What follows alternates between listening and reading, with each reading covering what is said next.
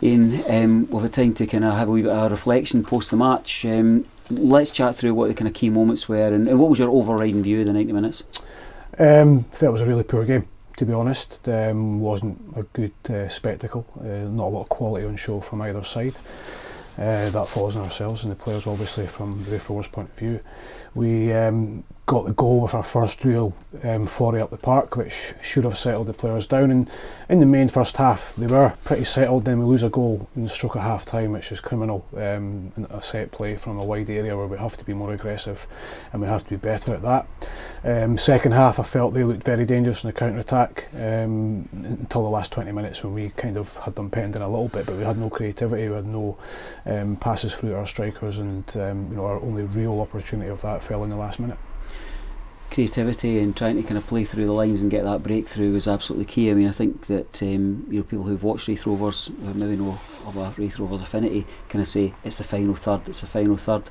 What's your view on that? I mean, you're the one that has the restless nights thinking about it. To an extent, yeah, because that's obviously you need to score goals to win games, but we have, when you 1-0 up at home and you're on that front foot, you have to be watertight at the back as well. I said it a few weeks ago down the air, it's both boxes where you win and lose games. Midfield is where you control the game if you can, and we controlled vast majority of the game, but we didn't give our strikers, and we haven't given our strikers great service throughout the season so far. Look, the players are working incredibly hard. They're trying everything. They're going to make mistakes, and there was a lot of mistakes today, unfortunately.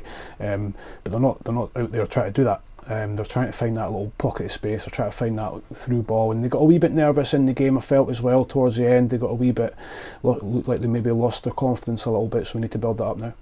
What's the missing kind of aspect? What's the missing bit in terms of the transition from the training performances, the bounce games, and actually the 90 minutes? Yeah, we talked about after the game as well, because in training the players are very, very good through balls, finishing off bodies in the box.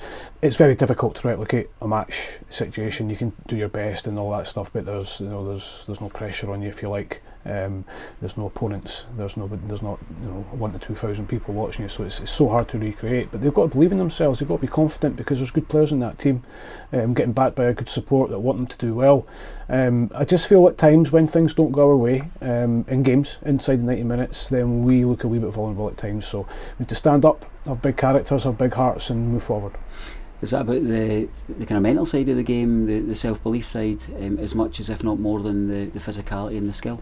Yeah, it's equally important in my opinion. If you don't believe in yourself in any walk of life or any business, you won't succeed. It's pretty uncommon for someone to succeed with that mentality. So we have to, as I say, players have to go away and have a little bit of thinking. Be honest with themselves as well, like the staff will be. Did we make the right decisions in the game? Did we make the right decisions before the game? And will we make the right decisions going forward? We'll always back ourselves and we'll always back the players.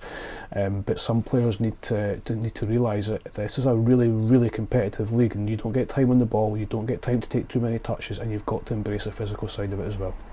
I guess the kind of chat around about the pubs and clubs and forums will be whether we've got the kind of system and whether they've got the personnel just to get that extra kind of 5-10% to turn these draws into wins and defeats into draws. You still confident that we've got the squad and the building mentality to do that? Yeah, I think we've got the squad. I think we're always going to look at systems and tactics within a game and where can we do better. Maybe should we change it up? And that's something we will think about. There's no point in hiding away from that. It's the questions that supporters ask themselves are the questions that we'll ask ourselves.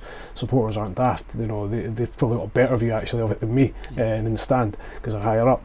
So all these things we will ask ourselves, and we constantly do that. We all want the same common goal. We want to be successful. We have to also go on the positive side of it and say we've got an opportunity on Friday night against Morton to pick up possibly 4 points out of 6 at home going into Christmas, which isn't the worst in the world. We want to be higher up the league. We want to play better all the time. We want to win games. There is that gap kind of developing in terms of the top four.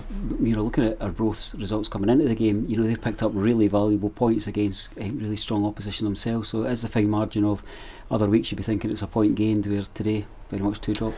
Yeah, that's football. I mean, this time last season, a point against Arbroath wasn't bad. Suddenly, people will see it as a negative, but we have to give them full respect as well. They're a very tough side. They're very, very experienced, with a really good experienced manager, and they are probably scratching their heads about where they are in the league as well, and how they've fallen from second place down to second bottom. But they're not a bad team. They gave everything for their manager. That was very evident. They were very robust in what they'd done. They showed really good game knowledge towards the end of the game. But we have to look at our side of it more importantly, and realise that we must be better, because if we want to win games, I don't think you get away with too many performances like that and still getting a point, so we have to be better than that. As always, we'll catch up with you before the next game, and it's the festive Friday game against Morton. We'll catch up with you through the week. Thank you.